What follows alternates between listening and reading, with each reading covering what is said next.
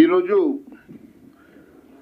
తెలంగాణ రాష్ట్ర ప్రభుత్వ తీరు చూస్తూ ఉంటే తెలంగాణ ఆత్మగౌరవాన్ని ఢిల్లీలో తాకట్టు పెట్టినట్టుగా ఉంది. ముఖ్యమంత్రి గారు దాదాపుగా 5-6 రోజులు పాలనని గాలి వదిలేసి ఢిల్లీలో తెలంగాణ ప్రజల ఆత్మగౌరవాన్ని తాకట్టు పెట్టడానికి వీధులలో తిరిగినటువంటి పరిస్థితి చూస్తూ ఉంటే చాలా బాధాకరమని తెలియజేస్తూ ఉన్నాను. ఇక్కడ ఉన్నటువంటి ఎన్నో సమస్యల పరిష్కారం చేయకుండా పాలన గాలి వదిలేసినటువంటి ముఖ్యమంత్రి గారు వచ్చుడే ఒక ప్రైవేట్ హాస్పిటల్ ఇనాగ్రేషన్కి వెళ్ళారు. తెలంగాణ రాష్ట్రంలో వైద్యానికి పెద్దపీట వేస్తామని చెప్పినటువంటి మీరు కనీసం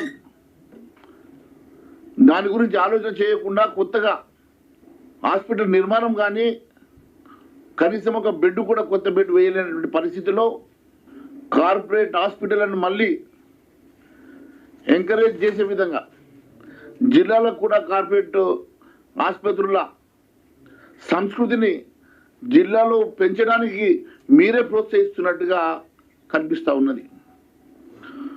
ఇలా కార్పొరేట్ హాస్పిటల్ ఒక సామాన్యుడు వెళ్ళాలంటే ఆస్తులు అమ్ముకొని బంగారం తాకట్టు పెట్టి లక్షల రూపాయలు ఖర్చు పెట్టేసి నిరుపేదలు బాధపడుతున్నటువంటి పరిస్థితి మనం కళ్ళారా చూస్తున్న తరుణంలో మళ్ళీ మీరు కార్పొరేట్ హాస్పిటల్కి కొత్తగా ఇనాగ్రేషన్ పేరు మీద మీరు ప్రోత్సహిస్తున్నట్టుగా కనిపిస్తూ ఉన్నది.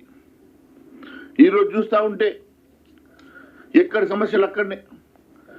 నిరుద్యోగుల సమస్య మీద మొన్న బీజేపీ సభ్యులు ప్రజాస్వామ్య పద్ధతిలో నిరసన తెలిపితే మహిళల్ని కూడా చూడకుండా లాఠీచార్జ్ చేసినటువంటి ఘటన మనం కళ్ళారా చూసాం.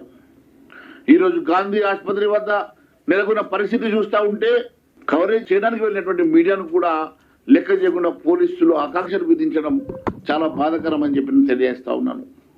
ఇదేనా ప్రజాపాలన అంటే? ప్రజాపాలనలో ఈ రకంగా నిబంధనలతో మీడియాను కూడా మీరు అక్కడికి రానివ్వకుండా ఆంక్షలు విధించేటువంటి మీరు దీన్ని ప్రజాపాలనని ఏ రకంగా చెప్పుకుంటారు? ముఖ్యమంత్రి గారు దీనికి సమాధానం చెప్పాలని చెప్పేసి మేము అడుగుతా ఉన్నాం.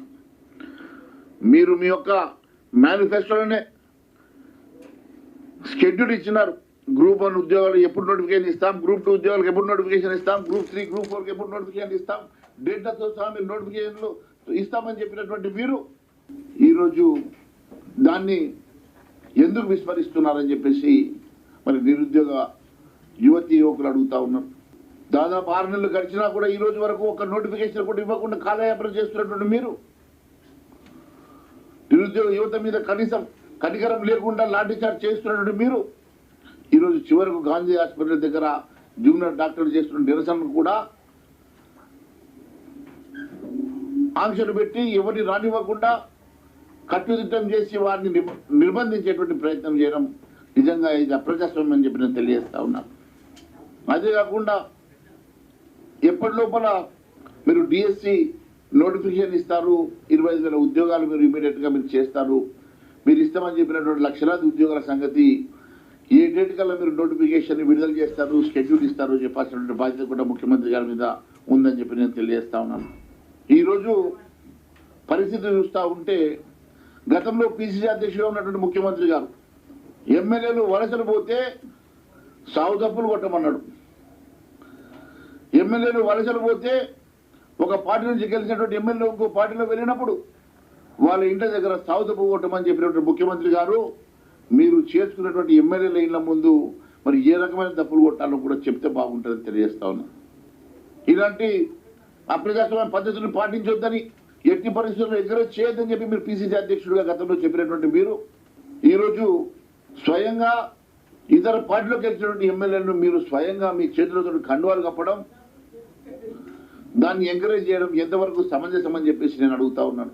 అంతేకాకుండా ఇతర పార్టీ నుంచి గెలిచిన ఎమ్మెల్యే రాజీనామా చేయకుండా బీఫామ్ ఇచ్చేసి బీఆర్ఎస్ ఎమ్మెల్యే కాంగ్రెస్ అభ్యర్థిగా పోటీ చేసినప్పుడే ప్రజాస్వామ్య విలువల్ని తుంగలో దొక్కినటువంటి పరిస్థితి ఈ భారతదేశ చరిత్రలో ఎన్నడూ జరిగినటువంటి విధంగా ఈ భారతదేశంలో మీరు ఒక కొత్త ఒరవడిని మీరు ఈ రాష్ట్రం తీసుకొచ్చారు.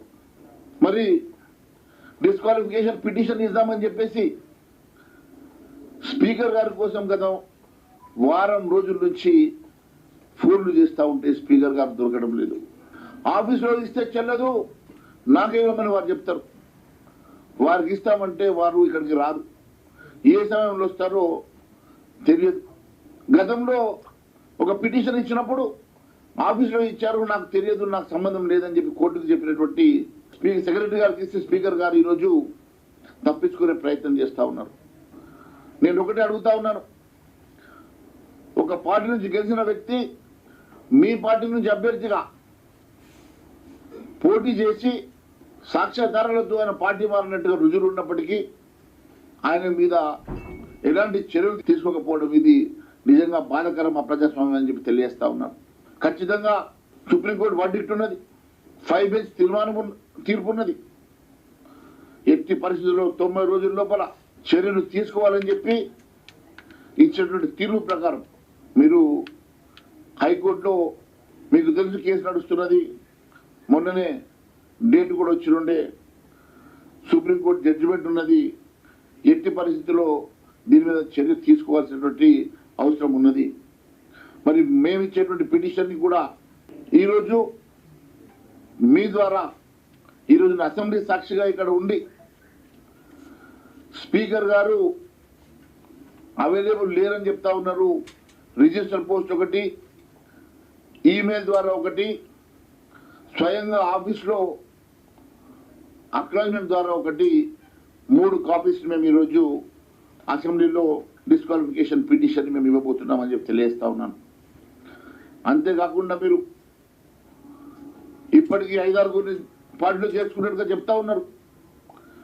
నిజంగా నీకు ప్రజాస్వామ్యం మీద నమ్మకం ఉంటే, నీకు ప్రజల మీద నమ్మకం ఉంటే వాళ్ళతో రాజీనామా చేయించి ప్రజాక్షేత్రంలో తెలుసుకుందాం రండి.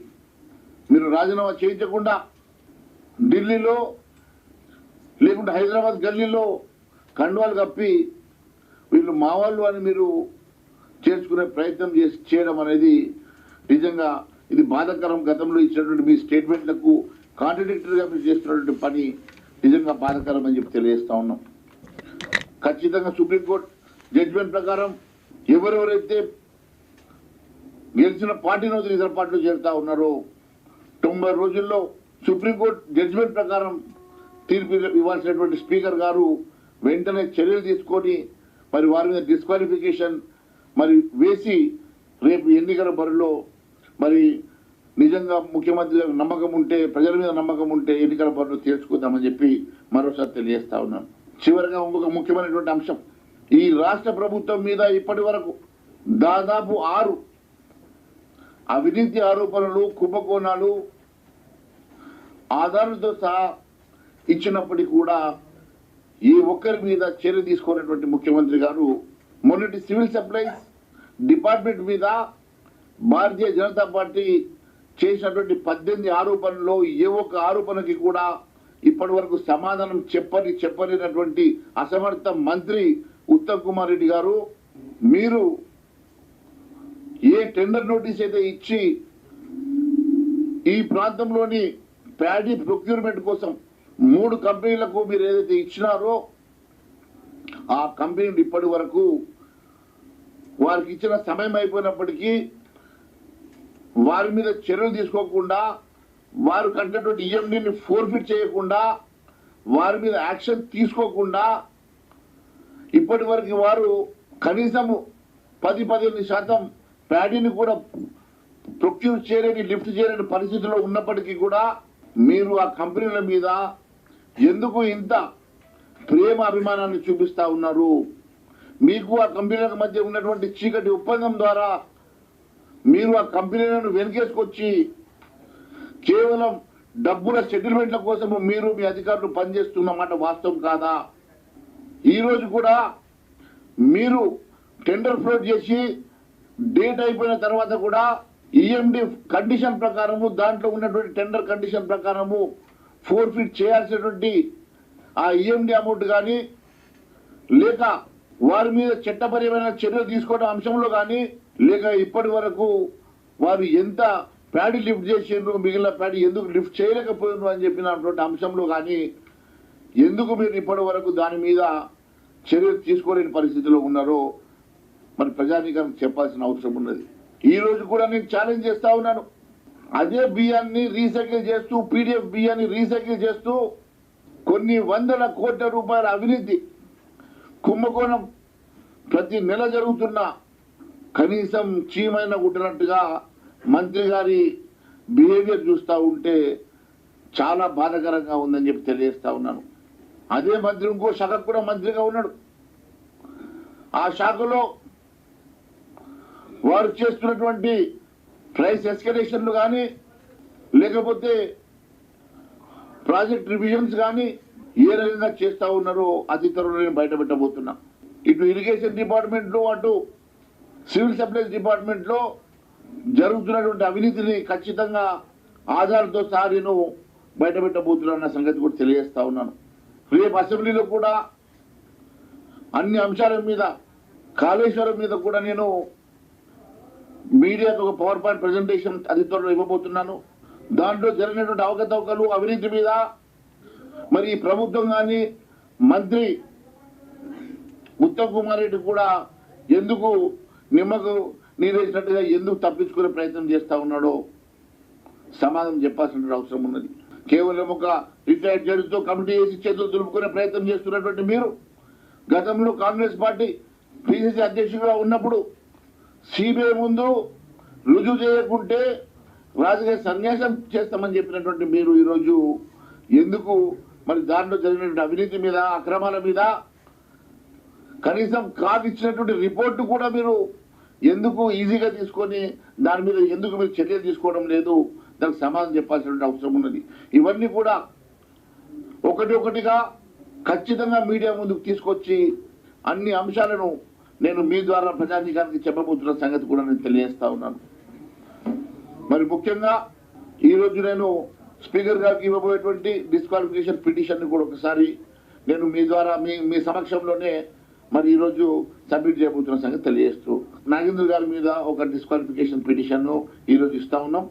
మిగిలిన సభ్యుల మీద కూడా అతి త్వరలో డిస్క్వాలిఫికేషన్ పిటిషన్ ఇవ్వబోతున్నాం. నాగేందర్ గారు ఏ పార్టీకి వెళ్ళి అయితే గెలిచినారో ఆ పార్టీ ఎమ్మెల్యేగా కొనసాగుతూనే కాంగ్రెస్ పార్టీ అభ్యర్థిగా ఆయన పోటీ చేసినటువంటి సంగతి మీకు తెలుసు. కాబట్టి ఇంత పచ్చిగా ప్రజానికం ప్రజల్లో ఇంత పచ్చిగా ఒక పార్టీ నుంచి గెలిచిన వ్యక్తి ఇంకో పార్టీ అభ్యర్థిగా కొనసాగడం అనేది ప్రజాస్వామ్యంలో భారతదేశ చరిత్రలో ఎన్నడూ జరగలేదు. మరి ప్రజాస్వామ్యం మీద ప్రజలకు కూడా నమ్మకం పోయే పరిస్థితి ఏర్పడ్డది. కాబట్టి ఖచ్చితంగా ప్రభుత్వం దీని మీద చర్యలు తీసుకోవాలి. ఖచ్చితంగా కోర్టులో కూడా అతి త్వరలో దీని మీద జడ్జిమెంట్ రాబోతుందని తెలియజేస్తున్నాను. చూడండి, ఒక విషయము మేము అప్రజాస్వామ్యంగా ఎప్పుడు ఆలోచన చేయలేదు. మేము పార్టీ విలీనం చేసి 2/3 మెజార్టీగా వచ్చిన రోజు హైకమాండ్ తీసుకునే నిర్ణయం తప్ప మేము అలాంటి ఎంకరేజ్మెంట్ ఏదో చేయలేదు. అలాంటి అప్రజాస్వామ్యం పని మేము చేయము. అవునండి, టర్మ్ అయిపోయినాక జాయిన్ అయ్యిండు. టర్మ్ అయిపోయినాక జాయిన్ అయిపోయిన తర్వాత కాంటాక్ట్ చేసిండు తప్ప మేము ఇట్లా గెలిచిన నెలకు 2 నెలలకు తీసుకుపోయి వేరే పార్టీలో గెలిచిన తీసుకురాలి. ఏ రోజు కూడా రాజీనామా చేసి వస్తే మళ్ళీ ఎన్నికల బరువు తీసుకొని తప్పకుండా చేస్తాం.